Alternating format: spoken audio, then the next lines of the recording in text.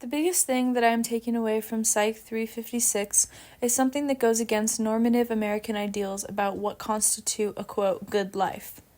Individualism is deeply ingrained in our history and heavily emphasized in our modern society. We moralize self-reliance and self-interest while rejecting the idea of seeking support or help. I want to propose a different idea that I have developed over the past few months while learning about human aging. The idea that life is dependence. We are dependent on our social relationships, communities, medical supports, housing arrangements, cognitive and memory support networks, and financial sources.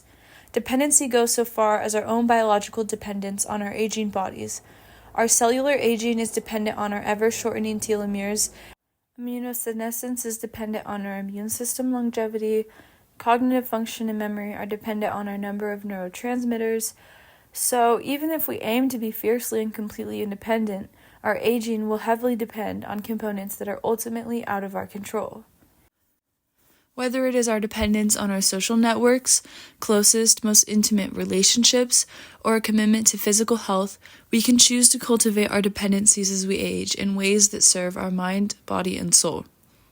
This idea has challenged me throughout the past few months as I apply what I learned in my daily life.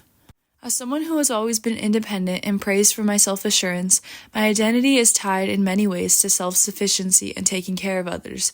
However, the more I question this identity, the more I realize it too is rooted in dependence. I'm the first one to go to college. I am the primary caretaker for one of my grandparents. I am a daughter. I'm a friend. I'm the designated, quote, mom friend. I'm a girlfriend. I'm constantly in the gym, and I'm always pushing my body to be its best. But above all, I'm dependent on all of these things to feel my best. I am emotionally, intellectually, and physically fulfilled by these things. So in every stage of my human development, my ability to maintain my independence will always be dependent. I've been challenged to foster these areas as much as possible. I realize that the way I take care of my body and mind now will be indicative of how they function 10 years from now. Moving on, I want to use my great-grandfather as a personal case study in my new knowledge of human aging. I've seen how someone can maintain complete autonomy while also embracing new forms of dependency later in life. My great-grandfather, known as Pa to many, is a fiercely intelligent and stubborn man. He is the last archetype of someone who you would envision to be dependent on his family, community, and doctors. But I take care of him in many ways, taking care of his doctor's appointments, prescriptions, cleaning, grocery shopping, and helping him stay organized. These are all things that my great-grandma did before she passed away a few years ago, and since then he's had significant cognitive dementing. He and my grandma always prioritized close friendships that they treated as an extension of the family, and now, in his old age, he is dependent on his ability to socialize and seek support from these people.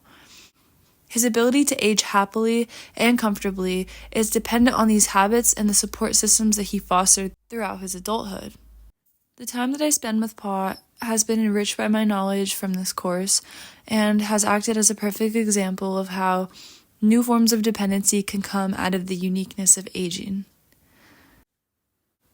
In an individualistic meritocracy, our perception of personal success does not align with these challenges that come along with aging. Being perceived as dependent may be seen as a loss of autonomy or control. A decline in cognitive ability or physical ability conflicts with our cultural expectations of continuous productivity. But I want to live in a way that directly goes against these expectations because now I know that life is dependence. Life is dependent on biological, environmental, psychological, and social supports, and I will take a great deal of care for mine.